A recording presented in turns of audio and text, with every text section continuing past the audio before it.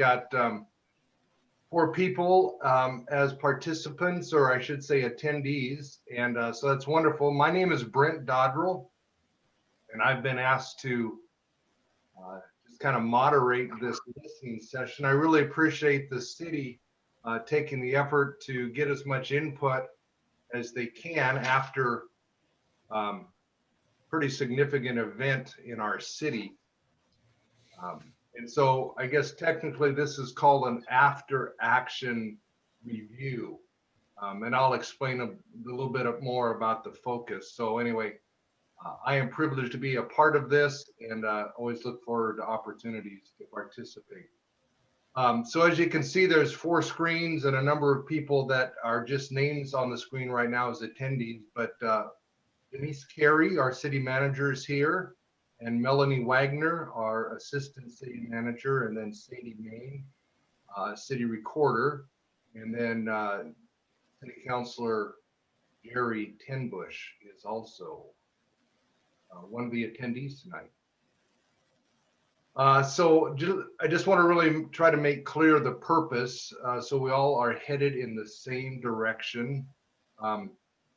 This is really an evaluation or review done by the city to hear from citizens and those in the area of Estacada about the city's response and how they functioned in this really unprecedented event of this evacuation. I don't think we've ever done a level 3 evacuation before, so this is kind of the first time through this. Boy, I hope we don't have to do it again. But if we do, this sort of evaluation and review will certainly be helpful. And I suppose everybody involved in this, the county and the state and the feds and everybody, is doing something like this as they evaluate their response. And so just to make one thing really clear, the focus tonight is on the city's response, not Clackamas Fire, not the Forest Service, not anybody, not the county. It's really kind of a narrow focus. So the city is obviously not in charge of Clackamas Fire or Estacada Fire. They're 2 separate entities. So the city is involved in a number of things that they're responsible for. And what we'd like to focus in on tonight as far as hearing input is how did they do as far as communicating leading up to the evacuation and through the evacuation. How did you get the information? Was it consistent? Was it reliable? Was there inconsistent messaging coming from the city?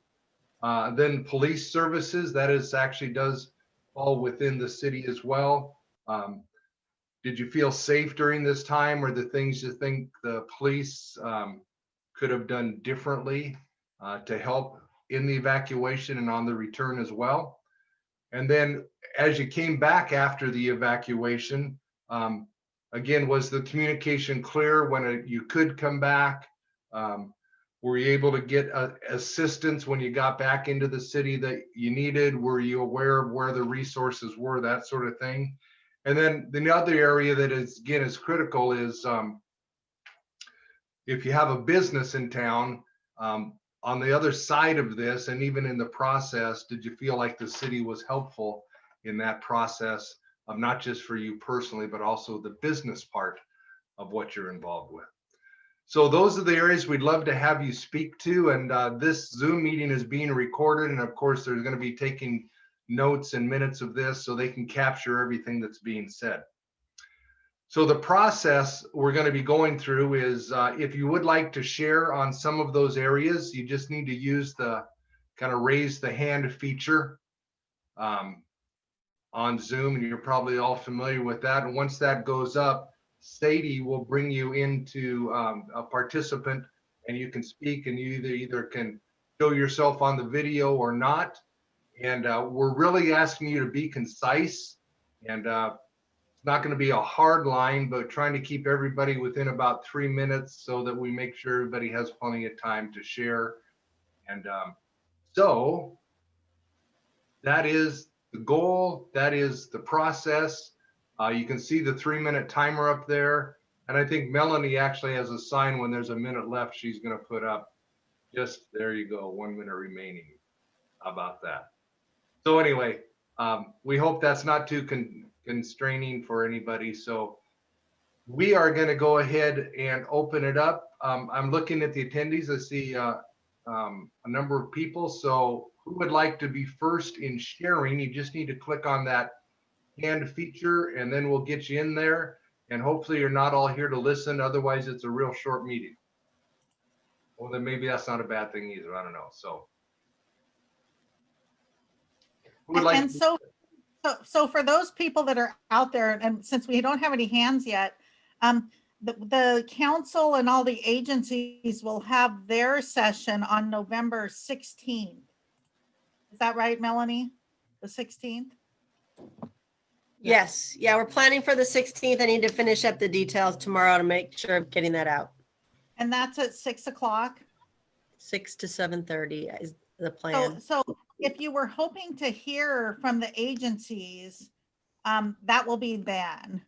And this was to hear from the citizens on the process and what we did good and what we could do better at. Good, thank you. And I think all of those agencies, I'm sure they're all open to input because, again, I hope we don't have to do an evacuation again, but if we do, we want to do it even better than we did this time. So I see Joel Litke has his hand up. And so Joel, once you're on, you're on. So if you want to go ahead and share, thank you for participating.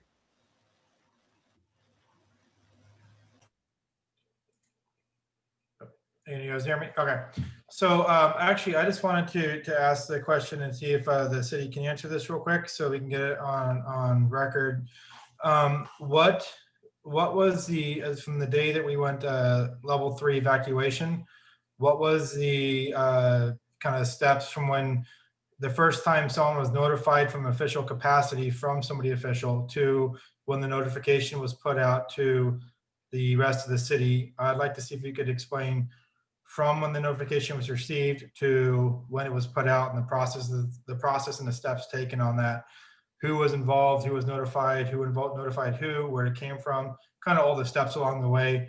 And then up until when it was put out through the city's notifications, in what ways the city notified the public and what their routes were for that.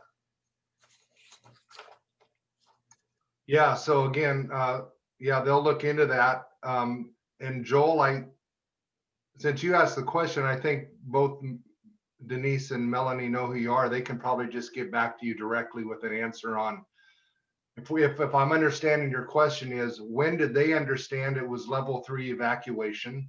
And then what was the process and how long before it was actually communicated through the city's channels? Is that your question? Who was involved, basically, kind of like a timeline from when it first came, who it came from, what area it came from, agencies involved, if they were notified multiple times, kind of the whole process from notification. And what I'm trying to clarify here is the communication that the city received from the very beginning up until when it was pushed out and how it was pushed out to the public. And so we can review as the public and see how the city operates in those mandates and what was followed there along the process and see if there's anywhere for improvement. But since none of that's really been pushed out yet, it's kind of hard for the city to, for the community to give responses and feedback on that if we don't know. So I was hoping that this would be a moment that they could talk about that, because most people involved are actually on this call. So. Yeah, I don't know if any of them are prepared to actually answer that. I don't think they could tell you the timeline at all. But I'm sure it's available because a lot of that was done digitally. So when it went out, it should be time stamped in some way. So I'm sure Melanie, I know, was part of that major communication. So Melanie, that'd be something you could track down and then get back to. Yeah, I know this isn't supposed to be really a Q&A, so I'm making notes of these so we can get some answers put together. But we did rely heavily. It was the sheriff's office that was managing the evacuations. In fact, my daughter was working and I was texting her and said, I think we may be evacuating. Are you ready to go? Because she was working here in town at the time. And she said, yeah, somebody from the city just came in and told us that it's level 3 and we need to go. And I said, that was nobody from the city. The city was not doing that. So I think there definitely, Joel, there was some confusion going on. And so that's a good thing for us to delve into. We'll probably do that in the workshop, but Denise and I can talk about that and try to get a timeline together for that too. So thanks for asking that question. All right, thank you. Thanks, Joel. Appreciate it. Yep. Yeah, thanks for your part in all of that as well. I know you worked hard to do a lot of Yes. things. So, critical piece there. Yep. Thanks, Joel. All right, we have another opening here. If somebody else would just like to make a comment either on the communication or safety in the midst of it, how your business did or how the city helped with that. All right, we got Kimberly.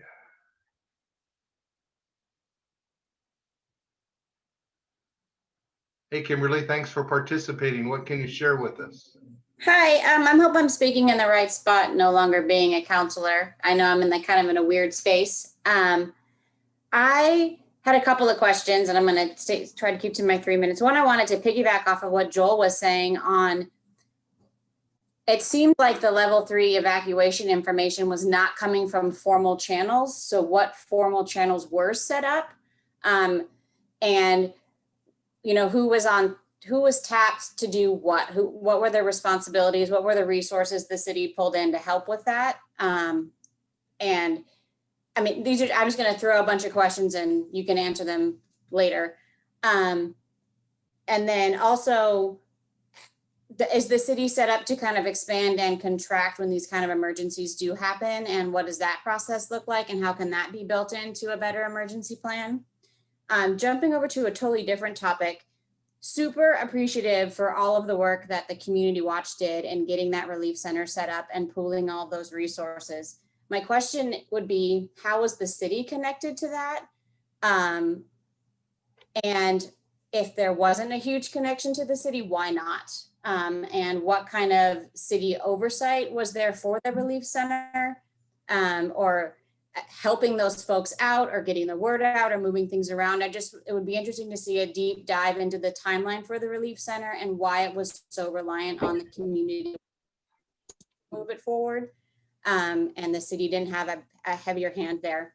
And then thirdly, I would like to see if we could get more detailed information related to the armed patrols that the community had going around the different areas. I know driving into my neighborhood with a sign that says loot and will shoot, and being stopped in my driveway as we're unloading things by residents who are armed is a little alarming.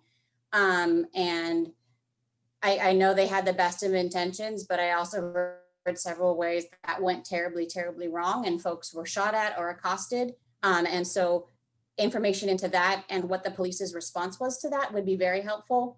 I think those are all, and I think tied to that is now we're seeing the, you know, a patrol and watch being formed kind of as a tangential offspring of that. And so how are those connected? How will the city be involved or the sheriff's office be involved in making sure our neighborhoods are staying safe and being patrolled in an equitable and safe manner?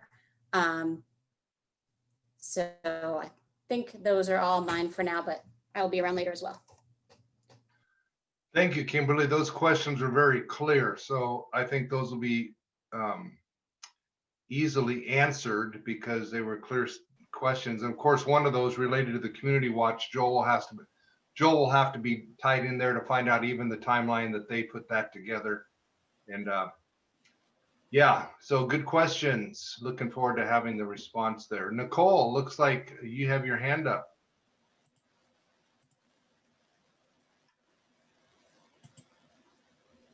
Hey, everybody. Hi. So I didn't really have too many questions, just kind of a comment. So I came back when we were still under evacuation level 3. And one thing I do have to say is Clackamas County Sheriff's Office was very visible. There was a lot of them out. They were really, really doing their job around here as far as watching out for us. One thing that was a concern to me the day that I came home, and I've lived here for over 40 years, you know, I'm a huge supporter of the Second Amendment. I've never open carried in town in my life, only out in the woods when I'm going hunting or camping, whatnot. But one of the first things I saw when I came home was a fella all dressed in black with an earpiece, sunglasses, body armor, AR-15, you know, just out standing around. And then I'm driving down my own street, which is a dead end street. And there's a car in front of me with his hazards on, a car that, you know, I know all my neighbors, I know what they drive. And this was not somebody that I recognized. Turned out it was a Community Watch, Estacada Community Watch member. What I'm segueing into is that now that there is some concern that they want to start their own armed patrols and dispatch, and kind of what Kimberly was mentioning before, and I know lots of residents that were checking on their homes, checking on their family members' homes, and were you know, had weapons pulled on them. I know someone whose 16-year-old son was shot at. You know, it kind of seems like now the Community Watch also wants to start their own dispatch and armed patrols. And, you know, Joel has stated that he works closely with Clackamas County Sheriff's Office. However, I spoke to the sergeant that supervises East County and Estacada on October 29th, and he has no knowledge of them starting their own dispatch or armed patrols. And I will reiterate that the sergeant also said that he feels that that is a terrible idea and that he was going to have to call Joel and educate him about this again. So that's kind of a concern that I have. And I know I am not the only one that's concerned. I've, again, never felt the need to arm myself in my own town in my entire 40 plus years of living here. And I don't feel that need now. And I think Clackamas County Sheriff does an amazing job. I feel that that would be a hindrance to the job that they already so amazingly do. And I support Clackamas County Sheriff's Office 100% in continuing to do that job. And that was my comment. Thank you. Thank you, Nicole. So that one, as well as Kimberly, there's a little piece there about safety and the armed patrols around. So yeah, thank you for again making that clear. And Joel, I know you're still a participant there and you probably heard all of that. So again, this isn't a time where we're gonna go back and forth with answers, but I'm sure you'll want to be able to respond eventually to some of those concerns as you move ahead with whatever you're doing in the community there. So thank you for being here to even hear that, Joel. I appreciate that. All right, we have some time. We got a few more that haven't spoken. Anybody else like to share?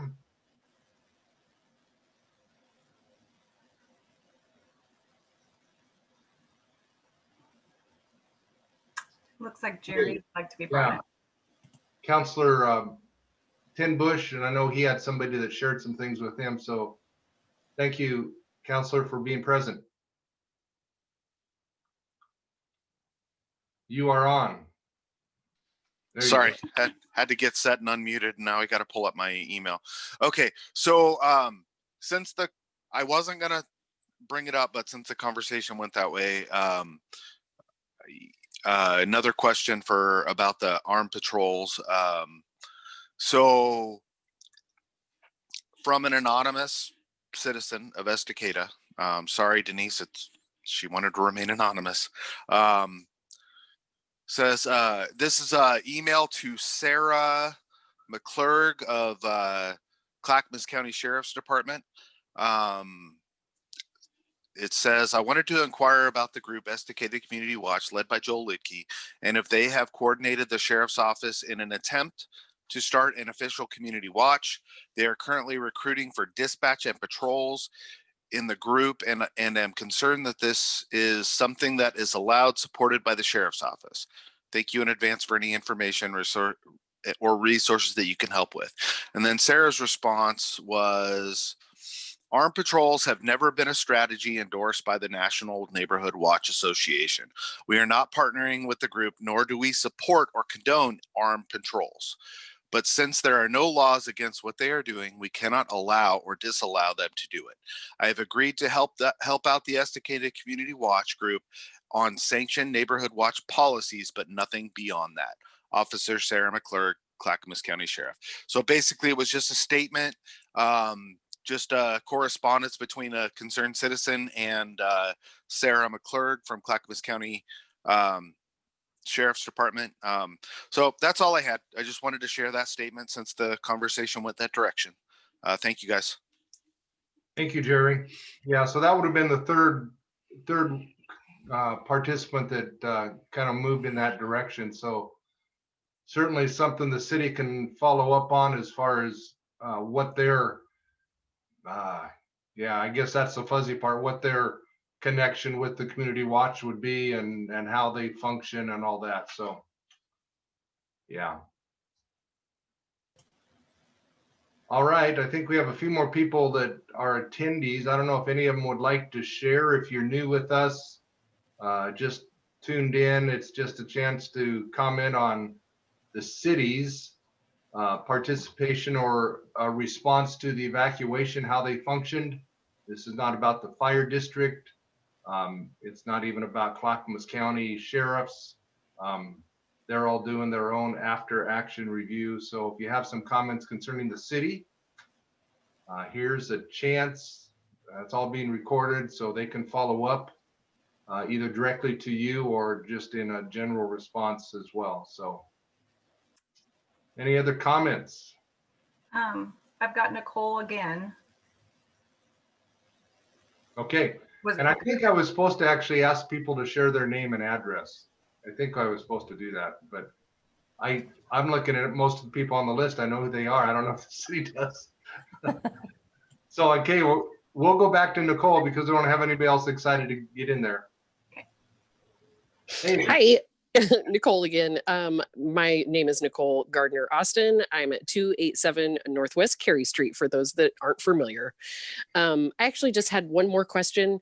How often, and maybe this is one you guys could kind of answer right now, how often does the city participate in a mock emergency drills for, various emergencies, whether it be fire, flooding, the kind of stuff that we've dealt with out here before? How often do you guys do that, and what does it entail, and how many training activities and exercises in that regard do you guys attend, and that kind of a thing?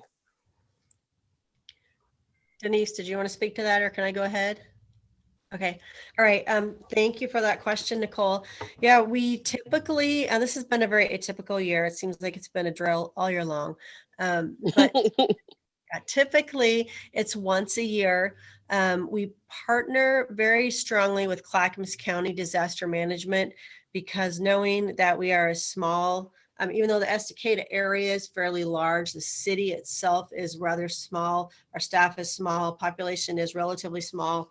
And so we know that we are definitely reliant on our partnerships with the fire district, with Clackamas County sheriffs. Beyond what we contract with them for, we would be even more needing their assistance. And then the schools and Clackamas County. And so typically we do one exercise a year. Sometimes it's really big and entailed, and we like the Cascadia Rising one, that took a long time to put together. Sometimes we involve public works. That's less, the actual boots on the ground exercises are a little less frequent, but we'll have tabletop exercises. We'll get together. So either, I'm trying to remember back, I have to look back through the years, but sometimes it's been with just our local agencies, fire district, sheriff, school, us, and we'll have okay, what if it was an earthquake? What if it was something happened at one of the schools? We haven't really, I don't think we've done the whole evacuation due to wildfire. So that was, yeah. But the most recent one we did last year, we did like, what if there was some kind of a, something happened where people were intentionally exposed to a bad disease, and we needed to do a point of dispensing to get everybody these antibiotics. And we participated with that with the county. People actually from the county came out, and from CERT teams, and they came out and practiced at this school, set up a whole little, so things like that. I'm talking too long, but no, this is very informative. Thank you. Yeah, typically it's once a year.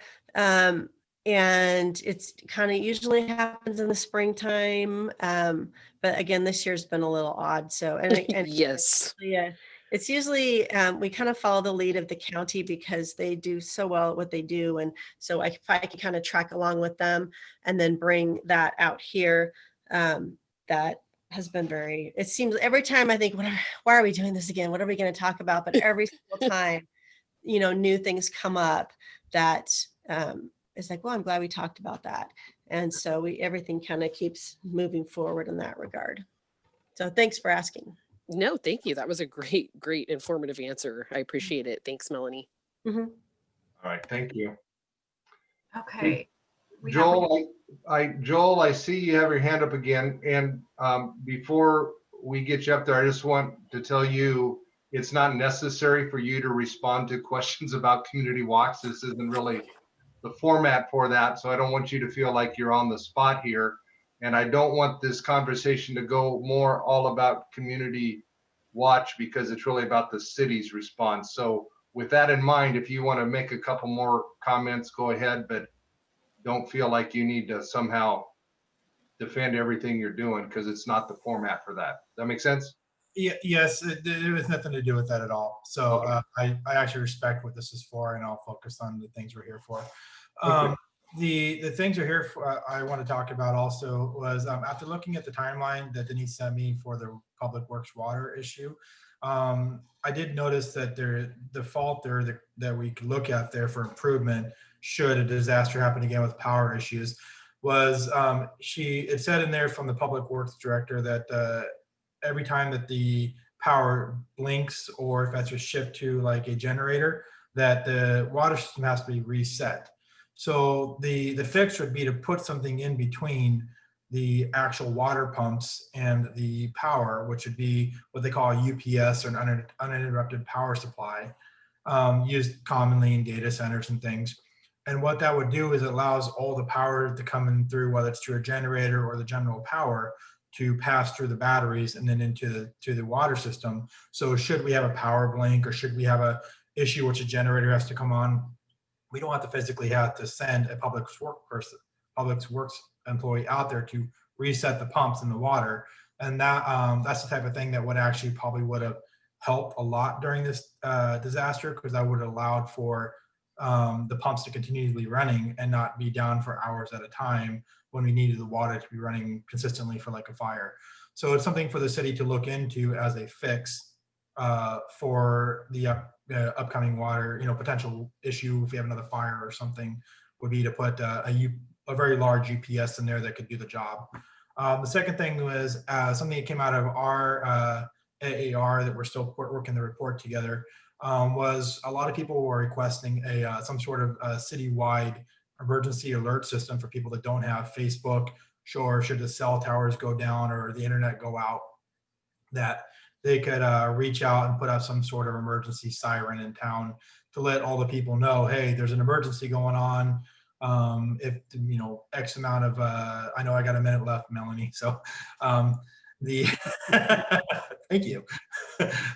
So now 3 rings could be a level 3 evac or whatever, that could be decided among the alert system. But it was brought up to the fire department, but I think it's just as important to be brought up to the city as well, to look at that being some sort of alert system we can get in for the city to fix that for future issues. So and that's all I had, guys. Hey, those are a couple of real practical suggestions. Thanks, Joel. Makes me think of when you're at the coast and they have those alarms that go off for the tsunami warnings. I really hope I never hear one of those. Yeah, but that same sort of thing that everybody would know what it means when it goes off. So good input, practical stuff. Thank you. Yep, definitely. All right. Before we get Nicole in there, anybody else want to have a comment? Denise, were you going to say something? Did I hear you? No? Okay. Oh, I was, no, I'm good. Okay. Okay. All right, Nicole.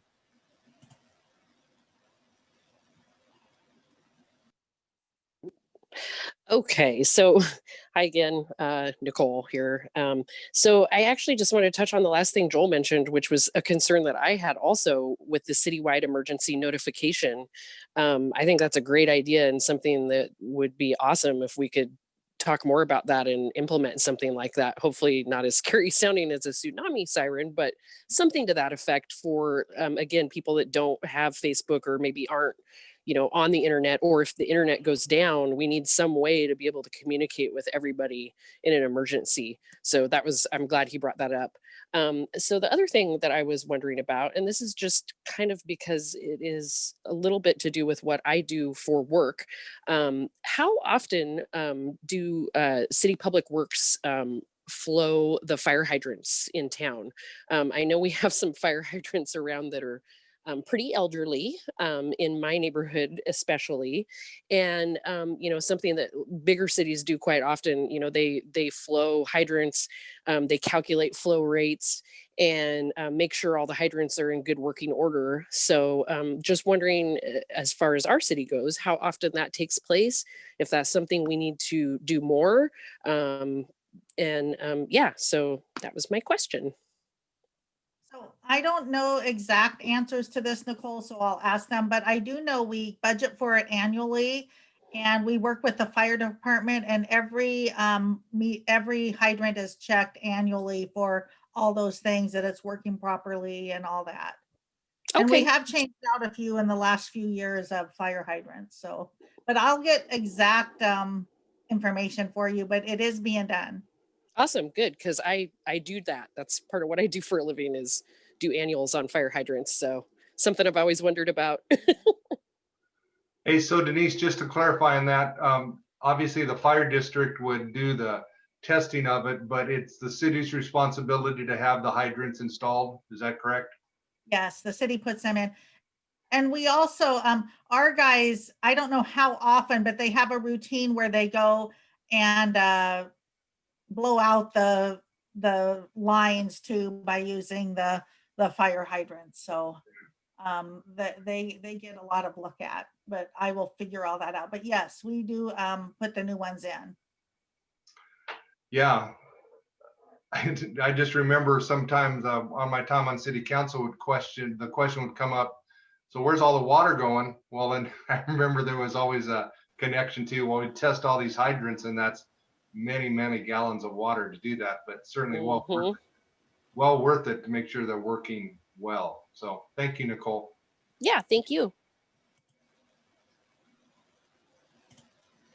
All right, focusing in on the city, its response, its communication. Sounds like a few things that have been focused in on is just kind of the channel of communication, how the city communicated once they heard about the evac, not just the level 3, but the level 2 and the level 1. Questions about the city's connection with the community watch, and then number of comments on safety related to that. So things the city's noting right now. So obviously we've got plenty of time, but we don't want to just linger out here if there's not other people that have comments. Melanie, did you want to say something? Yeah, I might as well, since we have a little bit, some gaps of time here. I've also, another thing that might spark an idea from other people is I've been in communication with one of our residential living facilities that for more vulnerable people that can't just pick up, run out the door and drive out of town. I found out that they had troubles, it was hard for them to get assistance, and the place they're living didn't really have a plan for them to evacuate, or what would happen if they had to evacuate and how that would transpire. So there's another place I need to call in town to see. I think it went better for that other place, but that's something that may not be a legal responsibility of the city. I know that I've talked with the fire district, also fire marshal, about they have a person that goes around and makes sure those places have a plan in place. But I think just as a city, it's just even a moral obligation to make sure that we're doing what we can to make sure that if we have pockets of more vulnerable people, that we know that we could be checking on them and and making the connections to get them the help that they need. Even, you know, if we can't physically do it, we can help them to ease that burden. So that's one thing that we've been notified of. I don't see anybody on the call tonight about that. So, Okay. Yeah.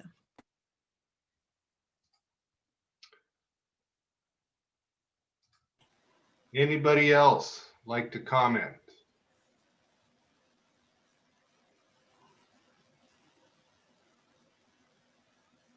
So as I fill a little bit of space here, but not too much, Denise, when some of the questions, particularly about the channel of communication and the timeline, as you guys research that and kind of make that public, I know that was a question asked by Joel, and it'll probably go to him directly, but is there, is that information is public, how will the other people attending access that? Will you put some sort Yeah, of? so we will put it, we're gonna get these questions all together, the ones that relate to the fire, and then we'll put those on and we'll put the answers on our website and our Facebook so everybody can see them. And we'll also talk about them at the meeting with the agencies on the 16th. Is that a Zoom meeting on the 16th, or are you guys meeting in person somewhere? Okay. It's a Zoom meeting. There'll be a lot of people, so we couldn't really find any place big enough for that, but it will be a Zoom meeting. there won't be public comment time during that night, I don't believe, right, Denise? But it's open to the public to view Yeah. it, but it'll just be a workshop amongst the agencies and the council. Right. Okay. All right. What's that? Speak now or forever hold your peace. Well, not really. I mean, you can talk anytime, but this is an opportunity. Anybody else? Just stick your hand up, and Sadie will get you in there. Going once. Going twice. All right. I think we'll go ahead and close the meeting. Denise, would that be okay? I know we thought we'd go longer. Melanie, we okay or? Yep, that's fine. Okay. We appreciate everyone coming. Yeah, we appreciate that. And I think, you know, if you hear from other people that, oh gosh, I didn't get off work till 6 and I was just planning to jump on at 6:20 and say something, let them know to just email me. It's Wagner, WAGNER @cityofestacada.org. And they can email comments on regarding the city's response and how what they saw and how they think it could be better or more helpful to the community. Yeah, good. And then if anybody had comments for the county or the fire district, all of that, they would love to know that as well. So you can either call or send emails to those locations as well. Appreciate the city taking the time to do this, and I appreciate the follow-up that you'll get out concerning how we can do this all better. So I guess we're done. Sadie, you're in charge to close it all down, huh? Thank you. Okay, I'll do that. Thank you all. Thank you. Thank you. Thank you, everybody. Yeah.